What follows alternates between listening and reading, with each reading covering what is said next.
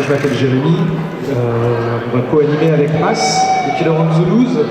Le sujet de cette table ronde, c'est les graphistes et l'univers du métal. Donc on va commencer par laisser nos amis graphistes, qui sont au nombre de 4, se présenter. On va faire ça dans le sens des aiguilles d'une montre. Donc on va commencer par ici. Allez, c'est parti. Bonjour à tous, donc moi je m'appelle Maxime Beaulieu, je suis graphiste. Moi je travaille pour le diable, je travaille pour l'industrie, je fais de l'identité visuelle, du site internet, du conseil en marketing, donc que des gros mots. Et ma cour de récréation, c'est faire du graphisme pour le métal, qui est ma passion.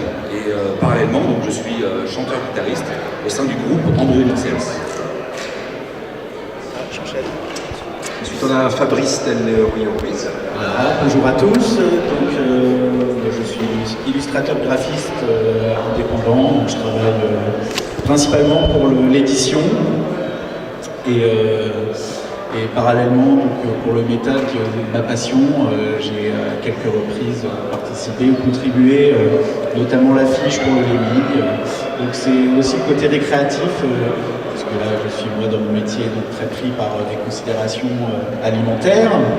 Voilà, donc des éditeurs en public comme les éditions First ou des choses comme ça. Et si par moment je peux un peu m'évader, voilà, faire du visuel qui est lié à ma passion qui est le métal, je prends un grand plaisir.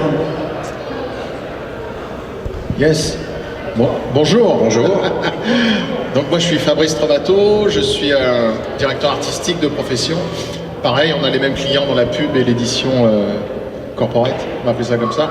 Une grosse cour de récré, nous on fait le Fernando Rock Show et parallèlement plein de pochettes d'albums pour Axe Killer en son temps, ou des labels ou des groupes. Voilà, toute l'imagerie métal qui va avec, les déclinaisons, enfin vous connaissez ça aussi bien que moi. Voilà. Donc c'est une grosse cour de récré et c'est très cool. Ensuite, on a Nicolas Dubuisson. Voilà, c'est ça, bonjour. Donc moi, Nicolas Dubuisson, donc illustrateur. Pareil pour les groupes de métal, leurs pochettes d'albums, les t-shirts. Et je suis aussi parallèlement web designer, voilà, dans une entreprise, voilà. Alors ce qu'on aimerait, merci beaucoup messieurs, ce qu'on aimerait savoir, c'est comment vous êtes rentrés dans l'univers du métal. D'où ça vient? C'est une passion gamin? C'est quelque chose qui est venu à l'adolescence? Comment vous êtes rentrés dans l'univers du métal? Et surtout, comment ça s'est concilié avec votre activité de graphiste? Comment les deux sont rentrés en concordance en fait? Nico, vas-y toi. Oui, bien sûr. Alors c'est une passion à la base. Hein. J'ai fait des études dans l'image, donc forcément,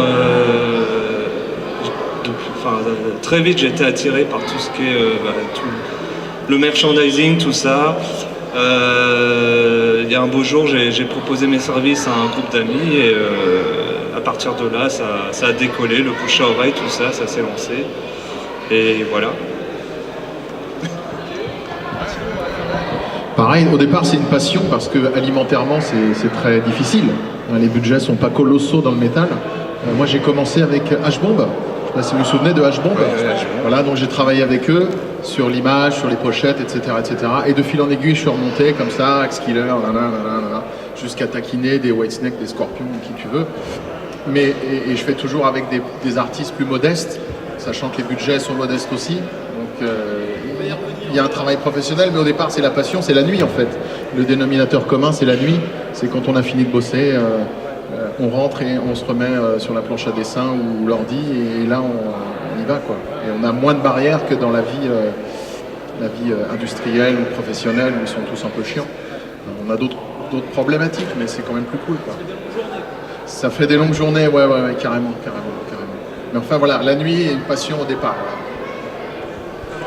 Oui, le micro. Donc pour ma part, c'est un petit peu de choses parallèles. C'est à la fois développer une passion pour la musique métal depuis très jeune, et puis me diriger vers une formation liée au dessin et à l'image. Et puis à un moment donné, ça se rejoint. Donc ça peut la première occasion, ça a été quand j'ai joué dans un groupe.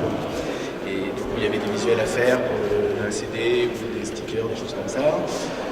Après, étant passionné d'image, d'illustration, forcément, dans le monde du métal, on trouve aussi beaucoup de choses, quoi, très diversifiées, de l'illustration, du graphisme, Voilà, et puis après, c'est par des rencontres, on va dire, toujours dans le côté entre passionnés, quoi, où à l'occasion où j'expose à l'époque où je faisais des illustrations, j'essayais de un petit peu me faire connaître dans l'univers fantasy, pas spécialement métal.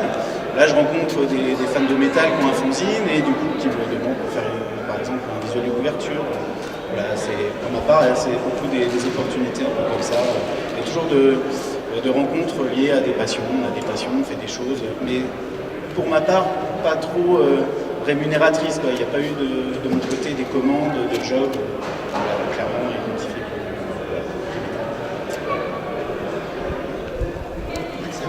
La question, c'était quoi déjà à la base? Parce que du coup, La question c'est comment on est venu dans le métal? Comment tu arrives dans le métal? vous avez concilié l'illustration avec le métal? Alors moi, j'ai eu 2 chocs culturels dans ma vie. Le premier, c'était à 9 ans. J'ai découvert un film. Mes parents me l'avaient interdit, mais je l'ai maté en cachette. J'ai maté un film qui s'appelle Conan le Barbare, de John Milius. Et sur le plan chromatique, sur le plan existentiel, sur le plan philosophique, sur le plan graphique, sur le plan narratif, c'est un film que je continue à mater, que je célèbre annuellement, et qui continue à m'influencer. Donc ça, ça fait partie de mon ADN. Mon deuxième choc culturel, c'est moi, quand j'avais 11 ans, le truc le plus violent que j'écoutais, c'était Dire Street. Donc je pensais qu'il n'y avait pas plus violent. Et un mercredi après-midi, avec un copain, on s'emmerdait dans sa chambre, on n'avait rien à foutre. Et puis on n'avait pas encore découvert les pétards, donc on s'emmerdait vraiment. Puis on n'aimait pas jouer au foot. Donc on était dans sa chambre, on s'emmerdait, et mon pote il avait une vieille cassette. Ah écoute ça, c'est super ça. Et il m'a fait découvrir un truc, et c'était l'album Shut at the Devil de Motley Crue. Et là, il s'est passé un truc énorme dans mon crâne, ça a été une espèce de vague, un truc, j'ai pris un énorme coup de poing dans la gueule. Et en fait, cette couleur musicale-là, et le film de John Milius, ça a créé un espèce de truc hybride dans ma tête, qui aujourd'hui, l'album de Shut at the Devil, je l'écoute une fois par semaine. J'ai 40 balais, je continue à l'écouter, et pour moi, il n'a pas pris une ride, quoi. Donc voilà. Donc comment je suis rentré dans le métal, ouais, c'est un peu les portes d'entrée dans lesquelles je suis rentré, c'est 2 chocs culturels. Et alors, vous dites que le métal, on y entre par passion, et le graphisme, c'est une passion. Mais il y a plein de gens qui vont savoir, est-ce que c'est une passion rémunératrice? Et quand on peut en vivre, est-ce que ça rapporte beaucoup, une pochette? Comment ça se passe? Alors moi je suis peut-être pas la personne la plus appropriée pour répondre à cette question, parce que en fait moi je travaille plutôt avec des gens très sérieux, tant pour des entreprises, pour des collectivités, et en fait moi le faire du graphisme dans le cadre du métal, pour moi comme je l'ai dit, c'est vraiment très très récréatif. Donc en fait, je fais pas des pochettes de métal, ou je fais pas des sites web pour des groupes de métal, des groupes qui me font chier ou qui m'emmerdent, ou les mecs c'est des cons, ou voilà. Moi je fonctionne au coup de cœur et je fonctionne par affinité. Je me tape suffisamment de cons, en agence toute la journée. Donc moi je suis là pour me faire plaisir le métal. Et le plus souvent, c'est que moi je suis dans une relation de copain et moi je fais ça, la plupart du temps je fais ça gratuitement. Pour rien du tout, pour des choses très symboliques. Tu me files ton album et je te fais ta pochette. Donc c'est peut-être pas forcément très très bien pour le modèle économique et pour ceux qui en vivent. Mais moi je fonctionne sur de l'affinité. Ah, parce qu'on est d'accord, entre vous quatre, il n'y en a aucun pour le moment qui fait ça à plein temps, quoi. Personne ne vit exclusivement en freelance. Ça c'est une activité en freelance pour moi. C'est pas assez encore. C'est un complément. L'industrie s'est écroulée. Ouais. Donc à un moment donné, c'était assez lucratif parce qu'il y avait quand même pas mal le marché des rééditions, les groupes, il y avait les budgets encore, il y avait des choses qui se passaient. On avait des budgets pour les photos, on avait des budgets pour ceci, pour cela. Maintenant, tout s'est quand même vachement appauvri. Donc on est quand même sur des... Tu me contredis, hein, mais on est quand même sur des budgets qui ont rétréci aussi. Néanmoins, il y a quand même des budgets. Faut pas non plus tirer la sonnette d'alarme. Il y a encore, on va dire, de l'argent. Tu vois, il y a de la finance dans le métal puisqu'il y a quand même des locomotives, il y a des gros groupes. Après, tu fais ou par plaisir, passion, récré, ou on va peut-être avec Nicolas vers des choses qui font un peu de budget, quoi. Ouais, parce que Nicolas, vous êtes d'une génération différente. Toi, Nicolas, tu bosses beaucoup avec des groupes émergents aussi, qui ont 5-6 ans, on se connaît un peu. Donc voilà. Est-ce qu'il y en a beaucoup des groupes? Est-ce que tu as beaucoup de demandes? Est-ce que si c'est peu rémunérateur, parce que c'est des groupes qui n'ont pas encore pignon sur rue, est-ce que quand même il y a assez de commandes pour constituer une sorte de clientèle C'est ça en fait le truc, il faut plus aller vers la quantité. Ça va être beaucoup de... Faut y aller, quoi. Faut tout le temps. Et non, de la demande, il y en a beaucoup. Moi, j'ai énormément de demandes. Donc voilà, après je travaille énormément le soir, pareil, le soir j'ai ma deuxième vie, je taffe à fond et non, il y a encore beaucoup de demandes, hein. Je reçois des mails, je sais pas, 2 ou 3 commandes par mois, quoi. Et est-ce que, parce qu'aujourd'hui on fait un disque beaucoup plus facilement qu'on le faisait il y a 10 ans encore, donc c'est cette donne en fait peut-être qui a changé, c'est qu'avant il y avait des gros studios, c'était les seuls à pouvoir faire des pochettes par des illustrateurs, alors qu'aujourd'hui n'importe quel petit groupe qui peut s'autoproduire peut demander, c'est là où il y a peut-être une différence aussi. Parce que tu parlais de mutation du disque, quand est-ce qu'elle est arrivée cette mutation et comment elle s'est traduite en fait? Il y a 10 ans. Il y a 10 ans, ça a été vraiment flagrant. On a vu pas mal une nouvelle vague émerger, ce qui est normal, hein, parce qu'il y avait eu les années 70, 80, et il y a 10 ans, il y a quand même pas mal de labels qui se sont cassés la gueule, qui n'ont pas su prendre le virage. Je ne vais pas les citer. Hein. Et donc, voilà, et ce que dit Nicolas, c'est intéressant. En fait, il y a beaucoup de petites demandes. Hein, il y a un phénomène de longue traîne, tu vois, il y a des grosses locomotives, hein, il y a des mecs comme Metallica qui vont faire appel à un graphiste et là c'est jackpot. C'est 0,01% de la production de disques. Mais là, je pense qu'on est tous, nous, sur vraiment plein de petites demandes, voilà, des budgets modestes, mais qui sont là, voilà. Et les gens en ont besoin, les artistes en ont besoin de toute façon. L'un va pas sans l'autre, la musique et l'image, c'est lié, donc il y aura toujours besoin d'images, de création, d'illustrateurs, de talents, etc. Dans le métal, ils sont très attachés. Et ouais, ce que dit Nicolas, dans le métal, on est très attaché à toute cette imagerie super léchée. Alors que moi, j'ai travaillé sur d'autres trucs pop où là, tu fais un aplat jaune, tu mets une typo et t'as une pochette. Waouh, super. Dans le métal, c'est plus délicat, ça. Alors justement, dans le métal, on reconnaît souvent le style du groupe, notamment son graphisme, sa pochette. Aujourd'hui, en 2016, un graphiste qui veut respecter les codes du métal et donner envie d'écouter de la musique, qu'est-ce qui s'interdit, qu'est-ce qu'on peut faire, qu'est-ce qu'on ne peut pas faire. Toi qui es une marionnette, qu'est-ce qu'on fait pour respecter les codes? Qu'est-ce qu'on fait pour respecter les codes et sans tomber dans les clichés? Le métal est très codé dans son imagerie, hein. On est très tête de mort ou Heroic Fantasy, comme tu aimes, Conan le Barbare. Néanmoins, je pense qu'on peut rien s'interdire, quoi. Tout est possible. De marier n'importe quel style, ça peut être de la pin-up 50s avec tout est possible. C'est vraiment un style qui est à la fois ultra codé et ultra libre, qu'on peut faire évoluer et qui évolue sans cesse avec les nouveaux illustrateurs qui sont là, qu'il n'y avait pas dans les années 80. Je ne sais pas si tu te souviens des pochettes dans les années 80, il y avait des chefs-d'œuvre. Là, maintenant, les gens sont vachement plus aguerris, il y a des coups de patte d'enfer, il y a vraiment de la super cam, quoi, qu'il n'y avait pas dans le temps. Enfin, on reste quand même sur les mêmes délires. Hein. On est sur les mêmes délires. Gore, machin. Ouais, mais c'est normal, ça fait partie du spectacle. Ça fait partie du spectacle. Ouais, j'ai envie de dire qu'il y a quand même une grande diversité en termes d'images autour du monde métal, quoi. Enfin, voilà, là, maintenant, il y a un style, graphique qui est souvent associé au style musical. Comment faire un style, comment faire pour ne pas s'enfermer là-dedans et dire voilà, je me suis caricaturé, quoi. Je trouve qu'il y a déjà une diversité dans ce qui existe très. Il y a évidemment du genre avec des codes très identifiés, mais il y a aussi des choses beaucoup plus audacieuses, beaucoup plus surprenantes. Enfin, j'ai plein d'exemples en tête, là ce serait difficile, mais que ce soit lié à l'influence un peu comics, bande dessinée, que ce soit la typographie, le graphisme, que ce soit très lié à une tradition, illustration, peinture, etc. Enfin, je pense que là, et même autour de l'image métal, avec l'affiche de concert, vous savez, les geek posters, des choses comme ça, il y a aussi même un développement d'image hors, on va dire, circuit du disque et tout. Et là, il y a plein de graphistes d'horizons très différents, styles très différents, qui développent du visuel, et du coup, moi je trouve qu'il y a une diversité. Est-ce qu'on peut vraiment parler de code aujourd'hui là? Il y a un peu, parce que le métal est divisé par une espèce de famille, sous-famille. On identifie quand même en fonction de chaque famille un style un peu graphique. Il y a le black metal qui va avoir des visuels très... Tu as le glam qui va avoir très paillettes, machin. Il y a quand même des espèces de poncifs. Mais néanmoins, il faut rien s'interdire. Et on peut mélanger. On voit Ghost, tu vois, le groupe Ghost qui a mélangé tout un tas de trucs. Et à la fin, tu as une image qui surgit, qui est vachement intéressante, quoi, par rapport à des groupes plus traditionnels. Maxime? Moi, je partage l'analyse des copains. C'est vrai qu'on a souvent tendance visuellement à dire que le métal il est plutôt ghettoifié. Et en fait, je trouve que depuis 15 ans, pas du tout. Je trouve que c'est un des genres musicaux les plus éclectiques sur le plan graphisme et visuel.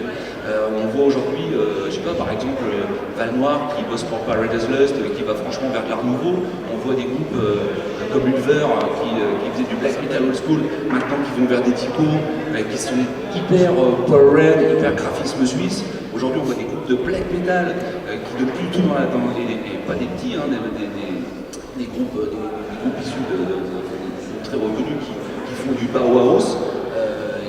Je considère, et je le sais, on sait tous qu'un aplat, choisir la bonne typo, cette typo-là, la mettre au bon endroit, ça peut demander 2 semaines de boulot. Enfin, voilà. Donc, au contraire, moi je trouve que la scène métal, sur le plan visuel, elle témoigne d'une grande diversité et d'une grande ouverture. Et justement aujourd'hui, quel est le genre d'artiste qui vous intéresse? L'artiste connu vous intéresse? Vers quoi vous allez? Le graphisme dans le métal. Alors moi, tout à l'heure, j'ai cité Val Noir, que j'aime beaucoup, parce que c'est un des plus connus, puis j'aime bien son travail, puis j'aime bien sa capacité annuelle à se renouveler. Enfin, moi, c'est un mec que j'aime bien parce qu'il me surprend en fait. Il fait 3-4 pochettes d'un coup, c'est un peu le même style, ça ressemble à une cuisine, et puis on sait que Val Noir bosse sur machin, et quand tout sort, c'est complètement étonnant. Donc moi j'aime bien ce genre de... J'apprécie d'être étonné. J'aime bien aussi, il y a un studio parisien qui s'appelle Fortifem. Je trouve qu'ils font des trucs pas mal, qui sont en train d'émerger. En plus, bon, c'est des copains, tout ça et tout, voilà. Et ils sont en train d'évoluer vers des choses qui sont tout à fait étonnantes. Là, je sais qu'ils préparent des trucs, mais ils sortent un petit peu des sentiers battus, et je trouve ça tout à fait rafraîchissant. Vas-y, toi Non, alors moi, c'est assez diversifiant. Mais justement, la diversité des visuels qui existent, moi je peux être très touché aussi par le travail au trait, avec l'influence du comics ou des choses comme ça, avec tout l'aspect sérigraphie derrière, comme un montage Photoshop quand c'est bien fait, avec un travail très abouti et tout. Ça peut aussi beaucoup me parler sur... voilà. Moi, j'ai pas un style ou un artiste de prédilection, par contre je suis très sensible évidemment à ce travail visuel et dans cette diversité j'y trouve plein de choses qui me touchent.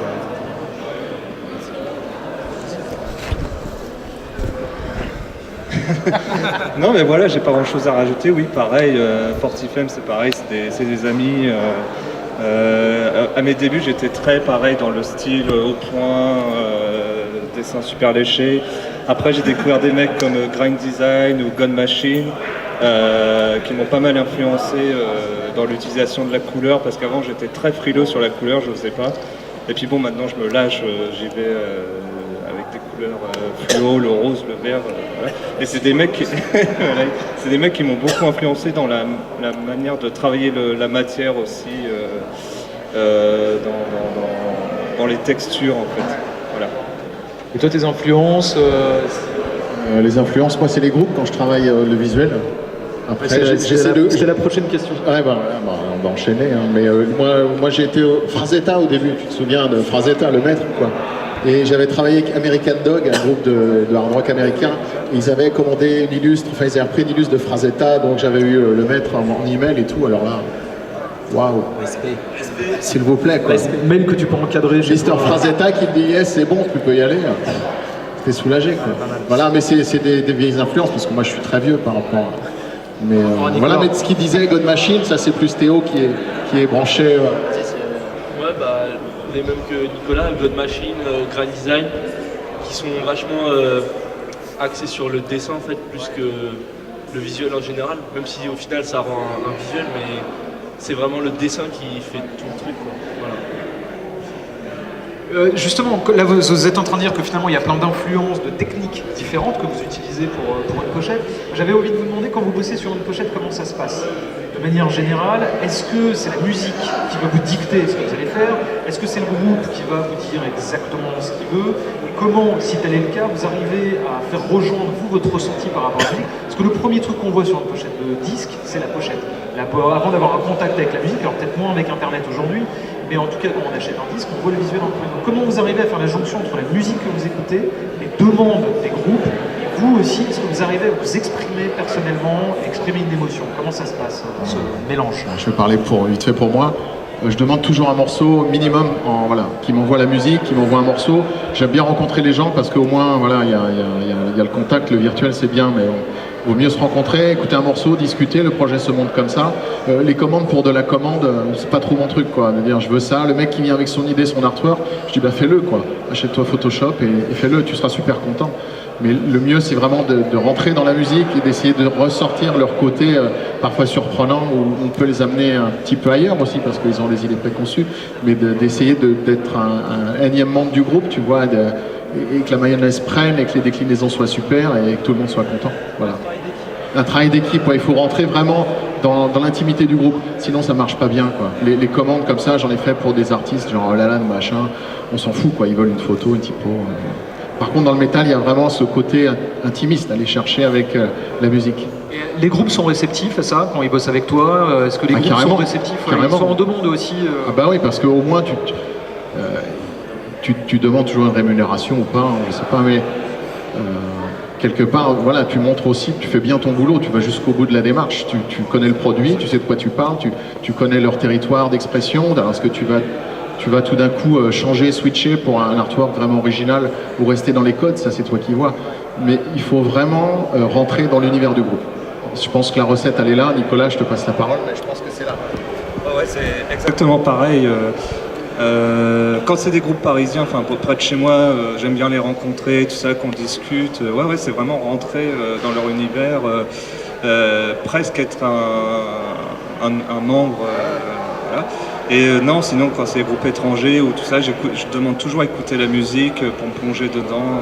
Voilà. Puis après c'est un échange d'idées, d'influences, tout ça. Vous c'est pareil, c'est de la même manière? Oui. Alors moi pour ma part, comme j'ai pas spécialement eu ce genre d'opportunité ces derniers temps, si demain je dois être contacté par un groupe, oui, je pense qu'il faudrait déjà que la musique me parle et pour, en tout cas y voir aussi l'occasion pour moi de développer un style d'image qui me plaît moi directement, que ce soit un plaisir de développer une illustration comme j'aime, voilà, ce que j'ai envie de travailler et que ça corresponde à l'univers du groupe qui me correspond aussi, etc. Alors après, est-ce que demain, finalement, comme je suis aussi un illustrateur graphiste, finalement, qui peut travailler pour différentes choses, si demain un groupe dont la musique me plaît moins me passe commande, est-ce que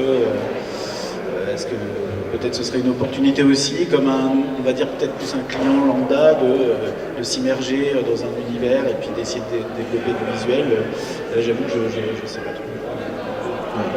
Moi, je voudrais juste rajouter que j'ai commencé par exemple avec, je ne sais pas si vous connaissez Sideburn, un groupe suisse.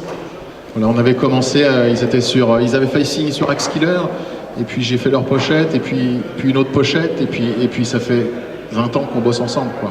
Après, tu vois, dès que tu es respectueux vraiment, que tu as compris le groupe, tu vas loin, tu les accompagnes, et là c'est super intéressant de travailler avec eux sur le long terme. Ça c'est cool, quoi. Vous avez une grande responsabilité aussi. Je pense par exemple aux pochettes de Iron Maiden qui sont complètement de Derrick, qui sont complètement inséparables du groupe aujourd'hui. Est-ce que des fois vous sentez un peu cette responsabilité? T'as la pression, bien sûr. T'as la pression. Moi encore, bon, je fais moins d'illustrations que ces messieurs, mais je suppose que t'as une pression énorme si tu te foires. T'es mort. Oui, voilà, voilà, c'est bien résumé. Ouais, c'est clair qu'on a un rôle à jouer, une part de responsabilité. Et puis, non, mais ça fait toujours plaisir. Des fois, on dit ah, mais c'est toi, je sais pas, la faucheuse ou je sais pas quoi. Ouais, mais c'est cool, voilà. Non, mais il y a voilà. Maxime? Moi, je dirais que pour moi, la commande la plus chiante, c'est quand quelqu'un ou un groupe vient me voir et me demande ah, j'ai vu que tu as fait ça pour tel groupe, j'aimerais que tu fasses la même chose pour moi. Pour moi, ça c'est chiant. On n'est déjà pas dans le bon processus créatif. Pour revenir un peu, pour faire un peu écho avec la question précédente, moi, processus créatif, qu'est-ce qui me fait triper? Moi, je pars souvent du texte. Quand j'aime bien travailler avec des groupes qui ont un texte, même s'ils font un cliché, si c'est bien écrit, on peut faire du cliché très super dithyrambique. Donc voilà. Et moi, j'aime bien travailler sur le texte. Moi, je travaille visuellement sur le texte. Alors pour terminer, on parle tout à l'heure de ce concept. Le métal, c'est des albums, c'est des pochettes. Alors je vais vous demander tous, quelle est la pochette d'album métal qui exprime pour vous la quintessence de ce qu'est le métal? Alors indépendamment de la qualité de l'album, parce qu'il y a des pochettes d'Urgaïb qui sont très réussies et des albums pas du tout. Et puis votre actualité, Maxime? Alors, c'est difficile. Ah, bruit pour difficile moi, c'est un petit peu difficile. Là, comme ça, je pense à une pochette qui est super moche et qui est un de mes modèles. Enfin, pour répondre à ta question, je pense à... En fait, c'est l'album que je continue à écouter tous les jours. Non, c'est pas Motley Crue. C'est l'album de Twisted Sister qui s'appelle Stay Hungry. Et là, j'avais 12 ans, j'étais dans un magasin de disques, et là, j'ai vu ce disque-là avec Dee Snider, je sais pas si vous vous souvenez, qui est accroupi et qui bouffe un morceau de viande. Et là, j'ai trouvé ça révolutionnaire, j'ai trouvé ça complètement... Il était dans un décor pourri, enfin tout ça, tout quoi. Voilà. Et voilà, si je devais m'enterrer dans mon caveau avec une pochette de disque, je pense que ça serait Twisted Sister. C'était Hungry. Voilà. D'accord. Fabrice?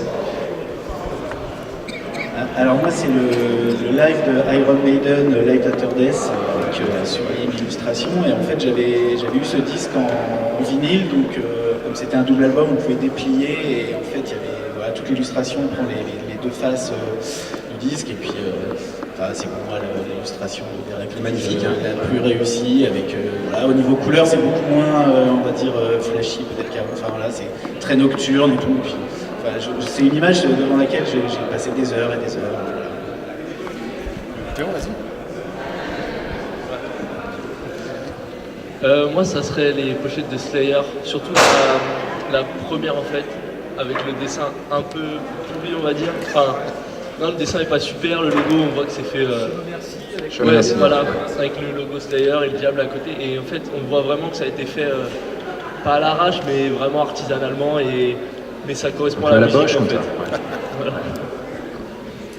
Moi, comme je m'appelle Fabrice, c'est comme Fabrice. J'ai acheté le premier Iron Maiden, tu te rappelles, le premier album, voilà. Là, ça a été un choc révolutionnaire. Je trouvais la musique avec le truc, c'était waouh, quoi. Plus que Kiss, pour moi. Voilà, ça me parlait plus. Et comme il y avait tous ces petits détails, tu sais, on restait des heures plantés devant, à regarder dans la fenêtre, parce qu'il y avait une petite bonne femme, parce qu'il y avait un petit graffiti. Voilà. Et c'était un grand format. Oui, mais je viens du pays des cassettes et des disques. On retrouve dans la pochette de Somewhere in Time. Exactement. On peut passer des heures et des heures et des heures à la regarder. Et c'est magique, quoi. Il y a un truc, un univers. Voilà. Donc c'est ce premier album-là. Voilà. Merci. Bah, j'ai fait original, moi c'est Somewhere in Time. Allez, magique, ouais. Voilà. De toute façon, je suis rentré dans le métal par cet album en fait. Et ouais, puis c'est la pochette, pareil, le nombre de détails incalculables qu'il y a. Voilà. Sur le cinéma, la littérature, Oui, la SF, le fantastique. Ouais. C'est fourmillant de détails, les couleurs, enfin tout. Voilà. On peut terminer sur un peu votre actualité, si vous avez quelque chose à dire, ou vous voulez parler un petit peu, ou donner un peu d'infos. Allez-y. Non mais ouais, bah moi ça suit son cours, là je suis sur 2 artworks d'albums en ce moment. Donc on peut voir ton stand qui est juste derrière. Voilà. 2 artworks d'albums, je viens de faire un t-shirt là pour une Arcadia, un groupe de death metal moderne lyonnais. J'ai une autre pochette aussi pour Warface, avec qui j'ai déjà bossé plusieurs fois. Donc c'est ce qu'on disait en fait, une fois qu'on a bossé avec un groupe, après l'affinité. Et du coup ils me rappellent encore pour leur deuxième album, leur troisième album. Et non mais voilà, donc pas mal d'actualités et ça roule. Merci. Fabrice. Actualité, le prochain Sideburn, voilà, qui est dans les tuyaux. Hard Rock Suisse, je viens de finir Océan, je sais pas si vous connaissez Océan. Oui. Groupe d'art français, les Squares, on fait des vidéos aussi. Et puis Fernando Rock Show qui continue sa route avec tout ce que ça implique comme graphisme autour. Par contre là, comme c'est moi le client et qu'on bosse ensemble et tout, voilà, c'est moi le client là c'est moi qui suis un peu chiant. Mais voilà, donc On en reparlera après tout à l'heure. voilà, donc il y a du boulot, quoi, il y a du boulot. Bah alors moi, pas une grande actualité, parce que ça fait pas très longtemps que je me suis remis un petit peu en disponibilité pour du projet métal, comme je disais, donc notamment avec l'affiche et la com du Lémi d'aujourd'hui. Là, je retravaille sur une autre affiche pour le concert de Diamond Head qui sera le 10 décembre. Là, il y a déjà l'affiche qui est là disponible, donc qui est en cours. Et donc là, c'est en train de démarrer. Je pense que je vais me rendre un peu plus disponible, toujours dans l'idée d'avoir ce type de récréation en parallèle de mon boulot. Avec là, autour de moi, dans mon réseau, donc il y a des gens qui organisent des concerts, où il peut y avoir des groupes, et là je pense que je vais me rendre un petit peu, enfin je vais laisser la porte ouverte pour d'éventuelles collaborations de cette nature, d'autres nouvelles rencontres comme je peux en faire aujourd'hui. Alors moi, mon actualité, actuellement, elle porte sur un groupe qui s'appelle Melting Space. Et en fait, pour qui j'ai fait l'identité visuelle. Et en fait, là, je retravaille, on m'a demandé de retravailler l'identité visuelle. Parce qu'il y a des trucs qui me chahutent un petit peu. Et en fait, voilà, je suis en train de bricoler là-dessus. C'est juste une petite identité, c'est très typographique, mais finalement, c'est hyper chronophage. Ça me prend un temps dingue, ce truc. Et ensuite, actuellement, là, je travaille pour moi-même. Et je me pose une question, et c'est peut-être les copains qui vont pouvoir me répondre, parce que c'est une vraie question. J'ai toujours fait des illustrations pour mon propre groupe, Android XS. Donc là, je suis en train de sortir notre 4e album, et je suis en train de me demander, et je me casse les dents depuis des semaines et des semaines et des semaines sur le visuel. Voilà, et donc je suis en train de me demander, est-ce que je suis la bonne personne pour faire l'illustration d'Android XS, de mon propre groupe. Voilà. Et en même temps, je suis dans un dilemme parce que ça serait bien de céder des trucs à Fafa, toi. Il y a plein de copains, mais alors est-ce que c'est de l'orgueil ou pas? Est-ce que c'est de la territorialité parce que c'est mon bébé? Et c'est mon dilemme actuel. Voilà, c'est mon actualité. Couper un peu le cordon comme pour les enfants. Je crois que c'est ça. C'est dur, c'est dur. Ouais, C'est dur, hein, c'est dur de travailler pour soi-même. Absolument. C'est le truc le plus dur que j'ai jamais connu, moi. Peut-être. Je fais aussi de la musique, voilà, dans des groupes, machin, squam. Mais quand c'est pour toi, tout d'un coup, t'es à la fois exigeant et permissif, c'est bizarre, quoi. Donc voilà. Sinon, je connais un mec qui s'appelle Dubuisson, qui est pas mal, ou Fafa, qui est bien. Pareil, ouais. Alors merci à vous. Merci à vous. Merci. On se retrouve pour une 3e table ronde tout à l'heure.